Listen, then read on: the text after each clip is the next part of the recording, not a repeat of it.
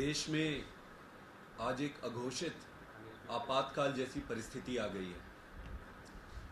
परिस्थिति ऐसी आ गई है कि प्रधानमंत्री नरेंद्र मोदी जी और भारतीय जनता पार्टी सभी विपक्षी दलों को ख़त्म करने के लिए या तो उनको जेल में डाल रहे हैं या उनको डरा धमकाकर भाजपा में ज्वाइन करा रहे हैं। इसमें जो जो भारतीय जनता पार्टी में ज्वाइन करते जा रहे हैं उनको तो वो क्लीन चिट देते जा रहे हैं और जो भी उनकी इस तानाशाही का विरोध कर रहे हैं उनके साथ वो अन्याय, अत्याचार और उनको गिरफ्तार करते जा रहे हैं। अरविंद केजरीवाल जी को फ्रॉडुलेंट तरीके से कल गिरफ्तार किया है। हमें न्यायपालिका पर, न्याय व्यवस्था पर पूरा भरोसा है। देरी हो सकती है लेकिन अंत में न्याय जरूर मिलेगी और जीत सच्चाई की होगी। हमने शांतिपूर्ण तरीके से पूरे देश में आज भारतीय जनता पार्टी के खिलाफ विरोध प्रदर्शन के लिए कॉल दिया था।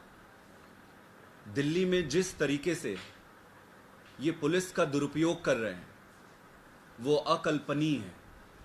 मुझे नहीं लगता कि भारत के इतिहास में, राजनीतिक इतिहास में ऐसा कभी हुआ होगा।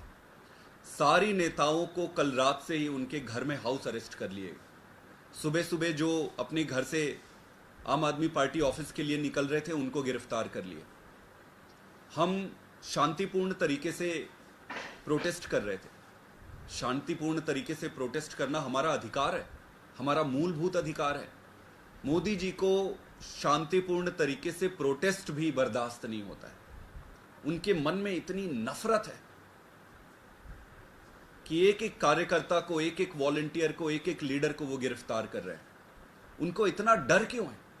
वो इतना डरते क्यों हैं? नरेंद्र मोदी जी दो तरह से ऑपरेट करते हैं। ऊपर से तो वो कहते हैं कि देश में अमृत काल है, ऊपर से तो वो कहते हैं, बड़ी बड़ी बातें करते हैं, कई बारी बड़ी अच्छी अच्छी बातें करते हैं। लोगों को लगेगा कि यार ये तो कितनी अच्छी बात कर रहे हैं देश के लिए। लेकिन अगर उनके कामों और कारगुजारियों को आप देखेंगे तो आपको पता चल जाएगा कि उनकी सारी भाषा, सारी बोली वो दिखावे के लिए एक छद्म है, झूठा है, फर्जी है। और सच्चाई क्या है? सच्चाई उनके काम है जो वो कर रहे हैं। जिस तरीके से अघोषित आपातकाल की परिस्थिति उन्होंने इस देश में ला दी है उससे ऐसा लगता है कि देश में सारी व्यवस्थाएं, सब कुछ टूट जाएगा। आतिशी जी को इन्होंने डिटेन कर लिया, सौरभ भारद्वाज जी को डिटेन कर लिया, कई सारे हमारे एमएलएस को डिटेन कर लिए, कई सारे काउंसलर्स को डिटेन कर लिए, कई सारे लीडर्स को डिटेन कर लिए। जो इनको मिल रहा है उनको वो डिटेन कर रहे हैं। और क्या कारण है? कारण कोई भी नहीं है। पीसफुल तरीके से पार्टी ऑफिस में इकट्ठे होकर प्रोटेस्ट करना भी इनको एक्सेप्टेबल नहीं हो रहा है। मैं एक ही चीज कहना चाहता हूं भारतीय जनता पार्टी को कि उनका ये दांव, उन्होंने जो भी षड्यंत्र और दांव बनाया है ये उल्टा पड़ने वाला है। ये इतना उल्टा पड़ेगा इनको कि इतिहास याद रखेगा। केजरीवाल कोई मामूली लीडर नहीं है जिसको आप गिरफ्तार कर दोगे वो बैठ जाएगा। केजरीवाल दुगनी ताकत से तुम्हारे पीछे आएगा और इस एक केजरीवाल से तो निपटने में तुम्हारे पसीने छूट गए। अब क्या करोगे जब पूरे देश के, पूरी दिल्ली के एक एक परिवार में, एक एक घर में केजरीवाल पैदा होगा? एक एक घर में केजरीवाल पैदा होगा। केजरीवाल जी ने दिल्ली की जनता के लिए, हर परिवार को सुखी बनाने के लिए खूब काम किए, दिन रात काम किए, एक एक परिवार की खुशी की व्यवस्था करी, उनके परिवार को खुश रखने के लिए अपना सब कुछ दांव पे न्यौछावर कर दिया।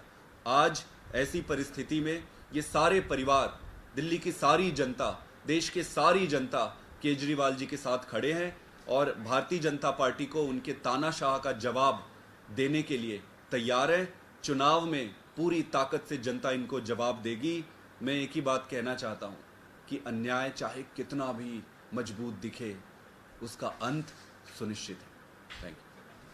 आप लोगों ने कल विपक्षी दलों से भी मिले, लेकिन आम आदमी पार्टी के अलावा कोई बिहारी किसी पार्टी का प्रदर्शन नहीं, कल कांग्रेस पार्टी की तरफ से उनके लीडर्स वहाँ पे आए थे। लवली जी आए थे, संदीप दीक्षित जी आए थे। कांग्रेस पार्टी के सभी बड़े लीडरों का फ़ोन आया है राहुल गांधी जी का भी फ़ोन आया है और कई सारे बड़े लीडर्स का फ़ोन आया है। इसके अलावा सारे बड़े जो प्रमुख विपक्षी दल हैं, ममता दीदी की यहाँ पे बात हुई है, बाकी सभी जगह बात हुई है। सभी विचार मंथन में लगे हुए हैं कि आगे इसको कैसे, इस चुनौती को कैसे डील किया जाए।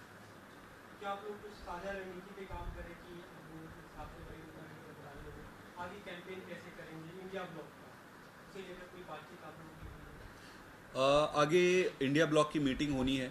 अगले 1 या 2 दिन में इंडिया ब्लॉक इस सिचुएशन को कंसिडर करते हुए एक मीटिंग करेगी और वहाँ आगे की रणनीति बनाएगी।